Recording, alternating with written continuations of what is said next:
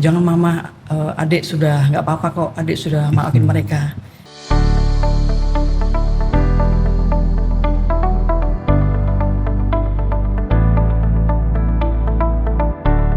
Shalom saudara-saudara, salam sejahtera bagi kita semua. Berjumpa kembali di dalam podcast kami, Missio Lounge. Masih dalam topik yang sama, yakni tentang bagaimana menjadi orang tua yang baik menurut iman Kristen. Tetapi kita akan mendiskusikan topik yang lebih spesifik nih, yakni tentang signifikansi dari mesbah keluarga. Langsung saja kita sambut narasumber kita. Ada Kak Krisby. Shalom. Ya, shalom. Ada Kak Tuti. Shalom. Ya, bagaimana nih kabarnya Kak Krisby dan Kak Tuti? Baik, Puji baik. Tuhan, baik. Puji Tuhan baik ya. Ya, sama-sama kita akan bahas ya terkait mesbah keluarga itu. Nah, sebelumnya izin tanya nih, Kak Krisby dan Kak Tuti ini punya berapa anak? Kami memiliki 2 anak. Yang pertama itu kelas 3 SMA, yang kedua itu 2 SMP. kelas 2 SMP. Oh, yang 3 SMA yang dan nomor 2 1 SMP. cowok, yang nomor 2 cewek. Oke, masih yang ya udah remaja lah ya, Ya. tapi belum pisah dari orang tua begitu ya? Iya, betul. Oke, nah Kak Krisby dan Kak Tuti sendiri setuju ya? Seperti di podcast kita yang lalu, kalau iman Kristen itu ada kaitannya juga dengan parenting. Jadi itu bukan something yang terpisah begitu? Iya, pasti setuju banget. Setuju Iya. ya? Setuju. Setuju ya? Dan pasti ya, sebagaimana yang dibahas di podcast yang sebelumnya, salah satu bagaimana menanamkan iman Kristen kepada anak-anak adalah melalui mesbah keluarga. Nah, Kak Krisby dan Kak Tuti sendiri ada menjalankan mesbah keluarga dalam keseharian? Ya, kami rutin melakukannya itu 1 minggu 1 kali untuk Oke. saat ini. Iya, biasanya hari Sabtu atau kadang kalau nggak bisa kita lakukan di hari Minggu. Oh begitu Iya. ya, konsisten seminggu sekali Iya, begitu konsisten seminggu sekali. Betul. ya. Nah itu startnya dari kapan itu? Bagaimana itu startnya bisa akhirnya memulai mesbah keluarga di dalam keluarga? Dari ini sih mereka kecil, waktu itu Egar masih umur berapa ya? Sekitar 4 atau 5 tahun. Oke. Si Ata Lima- masih lima tahun. 5 tahun ya. Iya, Ata Si masih Ata sekali masih berapa, 6 bulan atau berapa? Jadi waktu Wah. mesbah keluarga itu si Egar masih bacanya masih terbata-bata, si Ata masih keliling-keliling gitu. Oke. Jadi kita biarkan, kita tetap fokus mesbah keluarga, mereka kesibukan dengan mereka sendiri, dengan mainan si Ata main-main ini sendiri, si Egar masih fokus di Alkitab tapi masih terbata-bata gitu bacanya. Sebenarnya kita memulainya itu pasca kami menghadiri atau mengikuti satu retreat keluarga yang waktu itu dipimpin Bu Charlotte Priyatna, dan disitulah dimotivasi untuk kami memulai mesbah keluarga. Oke. Dan kami secara saya sama Tuti berkomitmen, ini anak-anak nih masih kecil nih, gimana nih, tapi nggak apa-apa gitu kan, kita coba mulai, karena yang paling penting itu memulainya kan.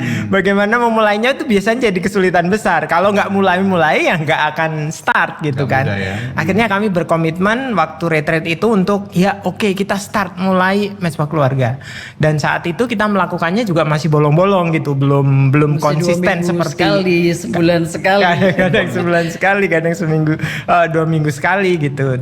Tapi akhirnya karena kami lihat manfaatnya itu sangat besar untuk perkembangan anak-anak, baik secara psikologis, secara iman, makanya kami ya udah terus dan berkomitmen untuk Setiap seminggu lebih sekali. lebih konsisten kayak gitu. Oh begitu ya, dimulai dari mengikuti retreat yang dipimpin Bu Charlotte. Iya, Dan betul. itu dimulainya dari Yega dan Ata masih kecil ya? Iya. Yang paling kecil Ata, karena belum 1 tahun waktu itu. Iya, masih 6 bulan ya? Iya, sekitar 6 bulan gitu. Jadi bukan tunggu pas Yegar tuh udah bisa baca atau Ata udah bisa baca, tunggu mereka udah bisa doa mandiri, tapi mesbah keluarga itu sudah start dari mereka kecil gitu ya. Iya, bahkan mungkin kalau ada pasangan suami istri yang belum punya anak, ya udah start aja gitu loh. Oke, itu penting juga berarti. Iya, penting juga untuk membangun relasi antara suami istri yang benar-benar didasari oleh firman Tuhan. Oke, jadi bukan hanya relasi romantis begitu ya, tapi juga di dalam relasi itu melibatkan Tuhan. Betul. Membangun ya. Iya, sebenarnya waktu kami berelasi, mungkin Mama bisa cerita ya, kita bisa biasa untuk doa bersama kayak gitu Oh sebelum. iya, itu dari waktu pacaran dulu sih, itu kan kita juga tidak jauh kan dari Bali ke Jawa gitu. Jadi kita kalau telepon gitu kadang doa bersama. Kan memang tapi setelah itu sebelum punya anak ya doa bersama tiap malam ya. Iya, tapi belum membentuk satu konsep mesbah yang ada firman, ada sharing kayak gitu belum. Jadi waktu itu benar-benar kita komplit sebagai mesbah keluarga itu benar-benar setelah mengikuti retreat itu gitu. Oke. Jadi saudara-saudara bukan hanya dimulai dari Yega dan Ata masih kecil ya. Iya. Bukan bahkan dimulai dari mengikuti retreat itu, tapi dari relasi pasangan suami istri gitu ya, itu sudah dimulai ya. Iya. Oke. Ada gak kira-kira signifikansi dari membangun mesbah keluarga itu dimulai dari relasi pasangan suami istri menurut pengalamannya Kak Krisby dan Kak Tuti nih? Gini, kami itu waktu membangun relasi itu kan LDR gitu ya. Saya di Bali, sedangkan Tuti ada di Jawa. Waktu kami ketemu itu kayak surprise, kayak kaget gitu loh. Oh ternyata gitu kan. Kenapa itu? Ternyata gitu kan. Ternyata gimana? Ternyata istriku tuh kayak gini ya gitu loh. Okay. Terus mungkin Tuti juga surprise gitu. Ceritain aja. Sepertinya agak private.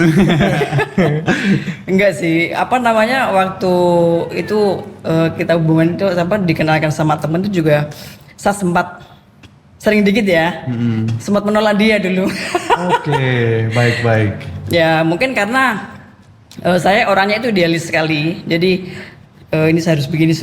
Tapi setelah saya melihat dia, waktu dikenalkan teman sahabat saya lah, kok tidak sesuai dengan apa?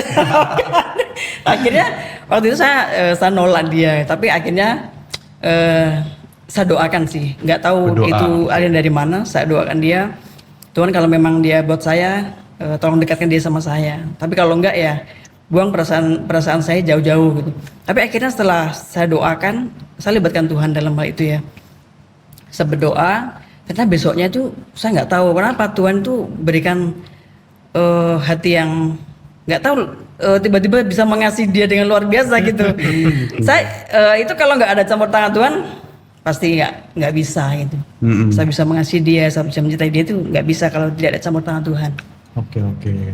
Itulah pentingnya relasi dengan Tuhan ya. Iya betul. Relasi Nah, pasangan ya. waktu kami sudah ketemu dalam keluarga, kan kami karena LDR kan jarang ketemunya, cuma beberapa kali, kebanyakan lewat telepon.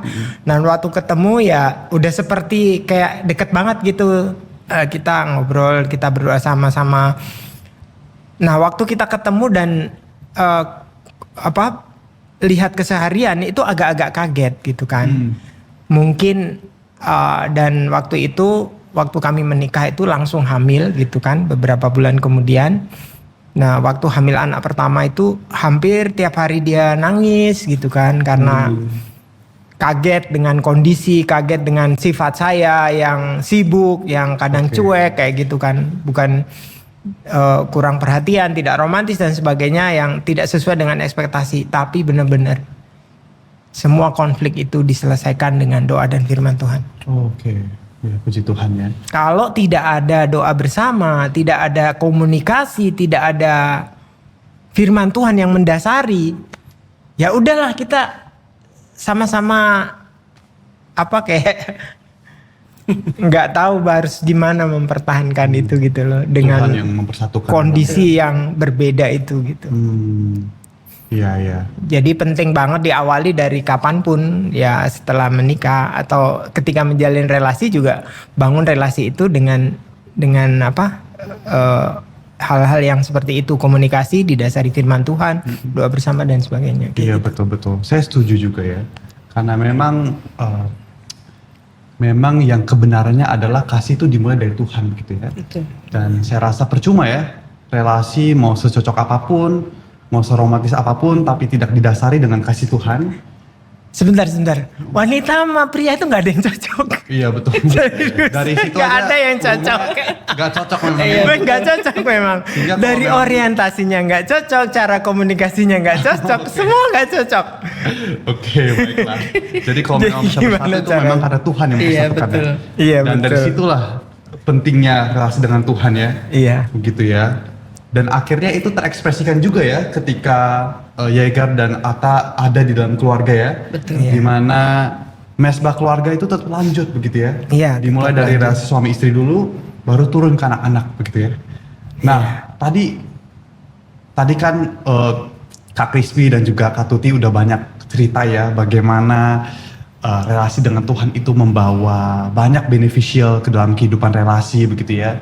Banyak sekali mempersatukan dan juga memperbarui kehidupan kita ya menjadi lebih baik. Yang pasti juga beneficial kepada anak-anak. Tadi kan juga sempat dimention oleh Pastor Krisby ya, oleh Kak Krisby ya, terkait bagaimana itu juga berdampak bagi anak-anak. Nah, kira-kira boleh gak cerita nih, apa sih dampak dari mesbah keluarga yang dijalankan secara konsisten itu kepada anak-anak begitu?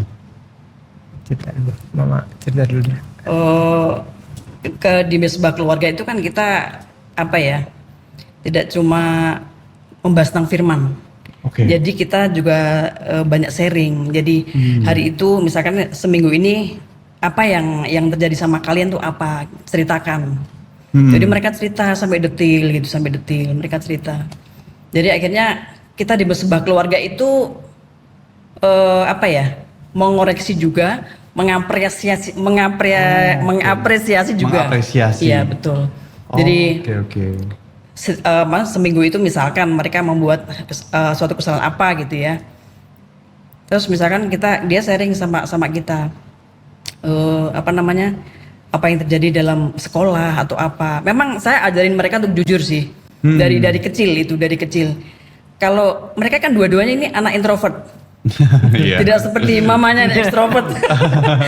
Jadi kalau saya mau mulai untuk kalau ada apa-apa di sekolah, kalau ada apa-apa dimanapun, pokoknya nggak cuma di sekolah, di lingkungan di masyarakat, kalian harus cerita. Jadi biar mama sama ayah itu tahu. Udah ditanamkan itu sejak Betul. kecil ya, jadi menjadi kebiasaan. kejujuran itu penting gitu. Jadi biar maksudnya biar kami tahu aja sih, biar kondisi dia di sekolah gimana, kondisi dia di luar sekolah bagaimana, jadi kami tahu. Jadi mulai dia pulang sekolah itu saya gimana, saya mau mulai dulu. Sekolahnya kalian gimana? Itu awalnya mereka belum bisa cerita sampai luas gitu ya. Tapi dengan setiap hari saya bertanya sama mereka seperti itu jadi kebiasaan. Jadi mulai dari pulang sekolah naik motor, saya jemput naik motor itu sudah cerita sampai sampai pun dari sekolah sampai rumah itu cerita terus mereka. Jadi kayak kebiasaan. Jadi sampai sekarang pun kalau ada apa-apa mereka cerita. Oke. Jadi makanya di mesbah keluarga itu setiap minggu kami apa yang terjadi selama seminggu itu apa gitu. Mereka cerita terus mereka juga minta pendapat kami gitu sebagai orang tua. Mereka juga terbuka ya dengan pendapat. Betul. Sekalipun mungkin berbeda dengan mungkin keinginan remaja mereka, ya kehendak-kehendak mereka. Tapi dari mesbah keluarga itulah ya mereka belajar untuk terbuka dengan pendapatnya orang tua. Betul. Ya, saya rasa ini ya benefit dari mesbah keluarga ya. Iya. Mungkin semua orang tua juga punya ya komunikasi dengan anak, kemudian berelasi dengan anak. Tapi yang membedakan kenapa harus ada mesbah keluarga, karena di dalam mesbah keluarga kita menghadirkan Tuhan dan menghadirkan firman-Nya yang mendasari relasi itu. Jadi itu penting sekali, dan kami percaya bahwa firman itu berkuasa untuk merubah seseorang. Dan itu berkuasa juga untuk membawa anak-anak itu menjadi anak-anak yang serupa dengan Kristus. Ya. Itu bedanya. Kenapa harus ada mesbah keluarga? Karena ada dasar firman Tuhan. Karena kita mengundang kuasa Allah untuk hadir mengubahkan mereka. Oke, Seperti oke. itu. Ya kalau misalnya sharing-sharing biasa kan di kafe juga bisa kan, maksudnya ngobrol sama anak dan sebagainya. Tapi itulah yang membedakan antara relasi yang dibangun biasa-biasa aja sama dengan di mesbah keluarga kayak gitu. Itu juga berdampak. Kemarin sih saya bisa sering sedikit ya soal Atta kemarin kan Oke. ada masalah yang di sekolahnya dia seperti kayak dikucilkan temennya. Padahal dia punya circle yang bagus sebelumnya gitu. Oke. Terus dia cerita, "Adik kenapa kok mukanya agak-agak muram?" Dia mulai cerita gini. Jadi kayak pentingnya musibah keluarga di situ, dia cerita banyak, panjang lebar gitu. Saya mulai menguji dia gitu. Agak apa kayak waktu dia bukan dibully sih, apa ya namanya itu? Dikucilkan. Ya dikucilkan sama temannya itu. Dia cerita sempat nangis gitu. Terus cerita gini, apa namanya? Saya bilang sama dia, "Adik boleh nggak mama tuh nggak respect sama teman-teman kamu?" Saya pada itu bukan dalam hati saya, tapi saya cuma menguji dia bagaimana hatinya dia, imannya dia bagaimana itu. Saya di motor itu saya bilang sama dia bilang, "Jangan mama, adik sudah nggak apa-apa kok, adik sudah maafin mereka. Adik sudah mengampuni berdoa, mereka. adik sudah berdoa, mereka sebut nama mereka satu persatu dalam doa adik." Itu saya tuh menangis di jalan tuh, saya mau menangis. Thank you adik. Padahal ya, masih saya bilang. kelas SMP 2 ya. Iya betul. SMP. Iya. Saya kayaknya SMP 2 aja belum bisa dengan gampangnya terpikir seperti itu. Ya makanya itu semua karena Tuhan yang punya kuasa. Kami sih cuma taat aja melakukan gitu loh. Dan ya amazing, memang Tuhan benar-benar bekerja. Dan mungkin ada perbedaan sih antara Atta sama Yegar ya. Kalau Yegar itu bahkan itu kami tantang untuk dia terima Tuhan Yesus sebagai Tuhan dan Juru Selamat itu waktu di mesbah keluarga. Dan dia bisa menceritakan, kalau mungkin contoh tanya dia akan bisa menceritakan dengan detail kapan peristiwanya dan sebagainya. Tapi kalau Atta nggak bisa, dia progresif dan akhirnya waktu peristiwa yang diceritain tadi itu kayak mengkonfirmasi saya, oh iya benar-benar dia menjadi murid Tuhan yang sejati. Karena kuasa Tuhan sudah bisa mengubahkan dia gitu loh. Walaupun dengan usia yang bisa dibilang masih labil ya, remaja kayak gitu. Tadi saya meng-highlight ya poin dari Kak Krisby soal bagaimana firman Tuhan itu berotoritas, bahkan Betul berkuasa sekali, untuk berkuasa orang. mengubahkan seseorang. Saya rasa kenyataannya mungkin khususnya ketika anak itu sudah semakin dewasa, mereka sudah semakin memiliki kehidupan pribadi masing-masing, kesibukan masing-masing. Sepertinya ada kalanya ya di mana perkataan orang tua pun rasanya tidak ada kuasanya kepada anak ya. Iya, betul. Karena mereka sudah punya prinsip sendiri. Dan sepertinya pasti ya, karena saya juga pernah jadi anak ya, bukan pernah, sampai sekarang anak itu. Beberapa kali yang berpikir bahwa orang tua saya tahu apa sih gitu ya, kan saya udah punya konteks kehidupan yang berbeda, saya udah pisah sama orang tua saya begitu ya. Tapi saya rasa firman Tuhan itulah yang akan selama-lamanya berkuasa pada semua orang, bahkan semua umur gitu ya. Saya pun punya pengalaman juga banyak diubahkan oleh firman Tuhan gitu ya. Dan memang disinilah akhirnya saya dan kita semua ya diingatkan kembali soal betapa pentingnya itu mesbah keluarga. Yang pertama adalah menghadirkan Tuhan. Karena again ya, juga sama seperti podcast yang lalu ya, kadang memang secara manusiawi kita gak mampu menjadi orang tua yang kita bisa membangun anak kita yang seturut dengan ekspektasi kita. Ya karena kita yang manusia ya, tapi dengan kuasa Tuhan itulah ya anak itu ya mampu untuk berubah gitu ya, berdasarkan juga dilihat ya dari pengalaman Atta dan juga Yegar. Dan juga kedua adalah tadi ya soal keterbukaan ya. Mesbah keluarga itu juga menjadi sarana untuk terbuka.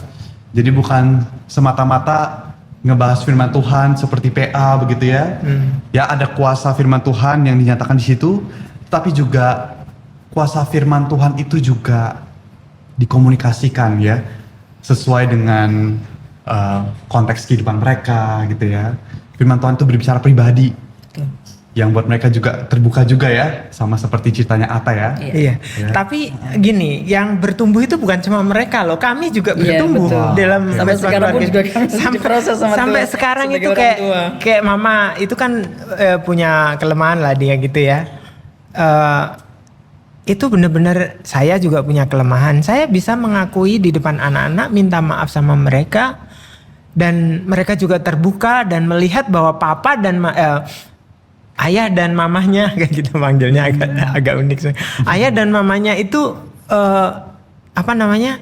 juga sedang bergumul untuk bertumbuh bersama-sama dengan mereka gitu.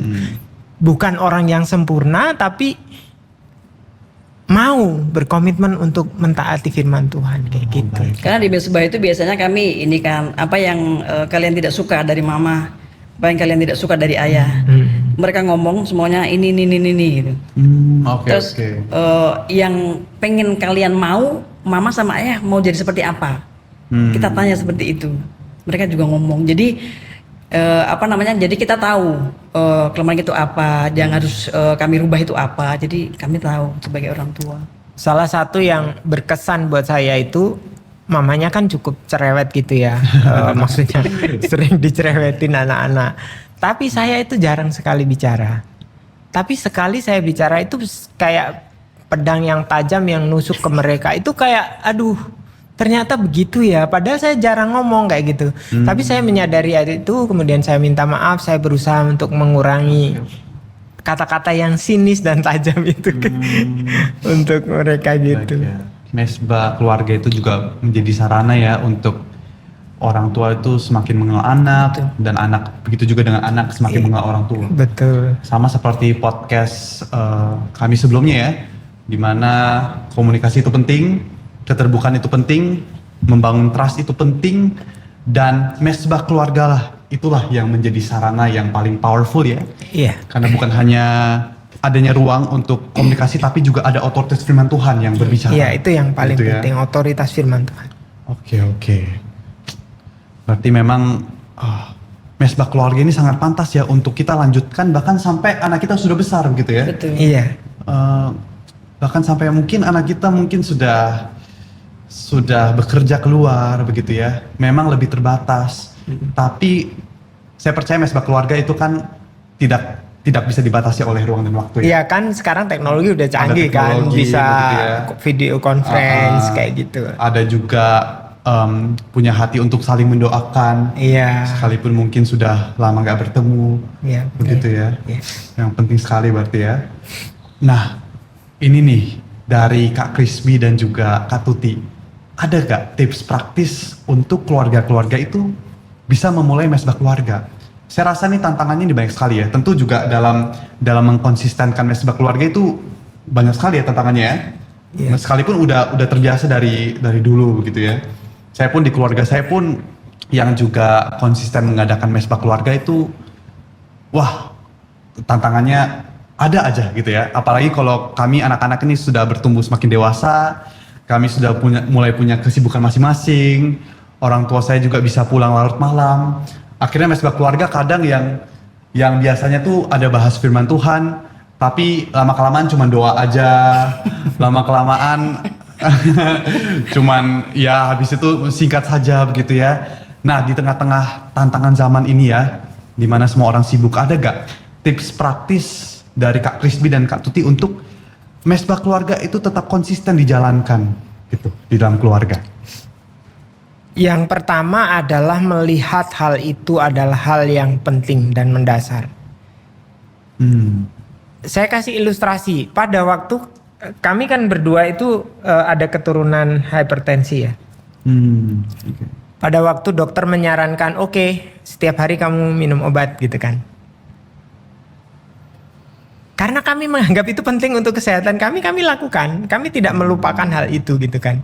Oke. Nah, sesuatu yang dilupakan dan diabaikan itu pasti secara teori mungkin dianggap penting. Tapi secara aktual, secara tidak dilakukan. Berarti dia menganggap itu tidak penting. Yang perlu ditanamkan pertama kali adalah melihat melalui perspektif yang benar bahwa hal ini harus dilakukan dan hal itu penting untuk memuridkan anak. Terus yang kedua biasanya susah untuk memulai. Jawabannya mulai saja gitu kan. Kalau di GKY kan yang tergabung dalam orang tua sekolah minggu, kebetulan saya guru sekolah minggu, udah disebarkan setiap minggunya bahan mesbah keluarga, tinggal pakai kan gitu. Di situ udah ada urut-urutannya bagaimana. Nah isinya apa aja kayak gitu. Oke, gitu ya. Jadi bisa dari bahan renungan. Gitu. Iya bisa. Kalau misalnya di luar GKY mungkin ada pemirsa yang dari luar GKY yang tidak mendapatkan akses untuk bahan mesbah keluarga, ya bisa pakai bahan renungan yang sekarang bisa didapatkan sangat mudah gitu kan. Ya, sekarang zaman mengakses apapun itu sudah gampang sekali ya, jadi gak ada tinggal alasan. kita mau apa enggak gitu kan. Gak ada alasan untuk, aduh aku ini bukan hamba Tuhan, gak bisa merenungkan firman Tuhan ini gitu ya. Mungkin yang perlu diungkapkan lagi itu apa sih isinya gitu ya. Biasanya kita melakukan yang pertama kita mendengarkan pujian atau kita menyanyi bersama atau mendengarkan pujian dari YouTube atau apa. Terus kemudian setelah itu kita melakukan doa pembukaan. Nah setelah doa pembukaan kita baca renungan yang ada, yaitu bahan renungan. Terus kita biasanya masing-masing itu mengartikulasikan respon kita gitu ya, mengartikulasikan firman itu dalam diri kita masing-masing. Kamu dapat apa? Kamu firman Tuhan ini berbicara apa? Nah itu dikaitkan dengan pergumulan masing-masing pribadi gitu. Ya diskusi santai lah, nggak usah terlalu yang serius gimana gitu kan, yang sampai bahas doktrin gitu nggak juga. Tapi di situ terjadi pembicaraan yang santai, yang kadang-kadang ya bisa cerita ya Mak. Kadang-kadang kita bisa menangis, kadang-kadang bisa tertawa gitu. Tapi kadang-kadang kita juga bahas waktu di mesbah itu kita kan bilang gini, oh kita merasa nggak sih kita udah banyak berubah gitu. Kita kadang-kadang berubah. Iya ngomong begitu.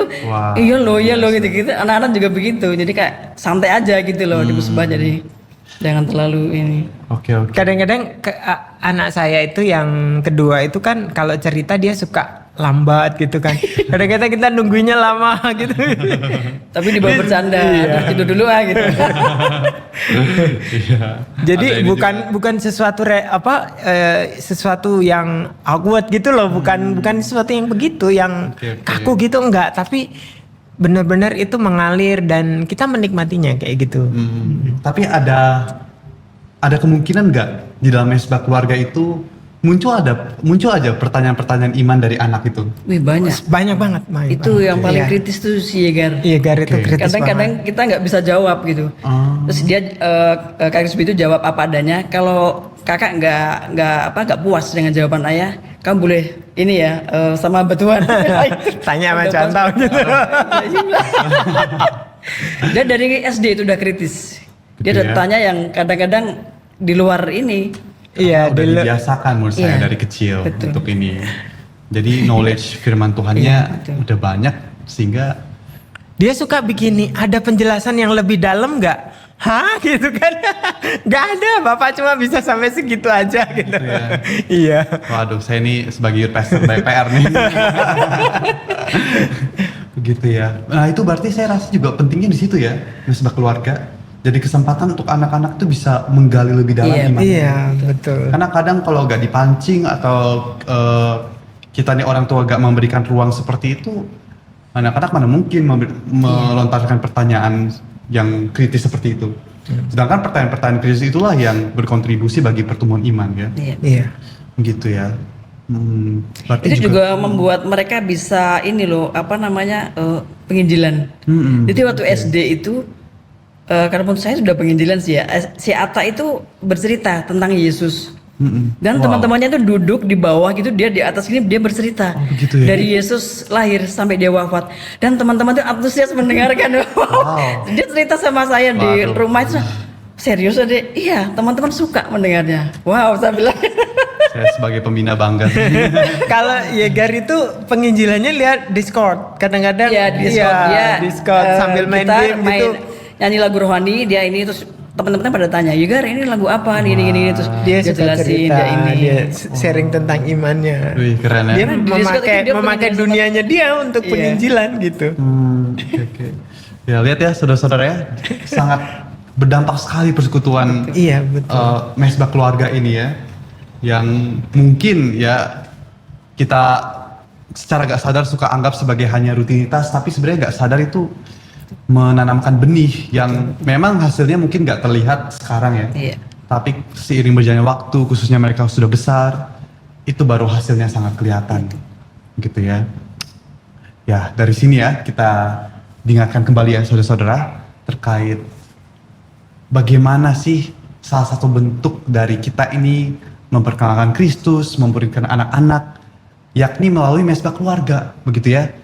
Seperti podcast yang lalu ya, kalau mendidik iman anak-anak itu bukan hanya tugas gereja, ya. Mungkin kan ada orang tua yang ya udahlah, Taruh di sekolah minggu aja gitu. komisi remaja aja, begitu ya. Pokoknya urusan hal-hal rohani itu bukan Urusan saya. urusan orang tua. Padahal kan ya Paulus sendiri kan dalam Efesus kan juga ya menyebutkan ya bahwa orang tua itu sebagai imam. Ya. Di samping itu kalau secara logis perbandingan waktunya kan jauh banget. Kan di gereja kita bina anak-anak cuma berapa lama? Iya, sejam. Bahkan kalau di sekolah minggu itu cuma 20 menit firman Tuhan. Iya. Durasi dari sekolah minggu 1 jam sampai 1,5 jam. Sedangkan sisanya semua ada di rumah. Betul. Terus kita menyerahkan ke gereja. Betul. Nggak ya. mungkin lah, bisa kan? Ya betul. Itulah mengapa orang tua pun harus juga selalu mau belajar ya, selalu mau diperlengkapi Iya. ya, entah itu di dalam gereja, ya, sehingga bukan hanya tugas hamba Tuhan untuk memprovide pertanyaan-pertanyaan iman anak-anak ini, tapi orang tua pun bisa gitu ya. Ya mungkin gereja bertugas untuk misalnya kayak GKY, Kuta Bali itu kan menyediakan bahan untuk mesbah keluarga, itu peran gereja. Tapi kembali keputusan kepada orang tua mau pakai nggak bahan itu atau dibiarkan begitu saja, ya kan? Betul, ya kita diingatkan lagi ya. Ya, Sesuatu sesibuk-sibuk komitmen apapun sih. kita, ya memang sulit memang ya, Iya. tentu gak mudah. Apalagi tadi ya yang sempat saya mention kalau anak semakin dewasa, semakin Iya. sibuk, mereka semakin punya dunianya masing-masing gitu ya. Tapi persekutuan keluarga itulah yang bagaimanapun juga, apapun konteksnya tetap harus dikonsistenkan, gitu ya. Bahkan mereka sudah pergi keluar, tetap harus dikonsistenkan. Karena itulah yang berdampak ya, seperti ceritanya Yegar dan juga Atta juga itu ya. Oke, ya.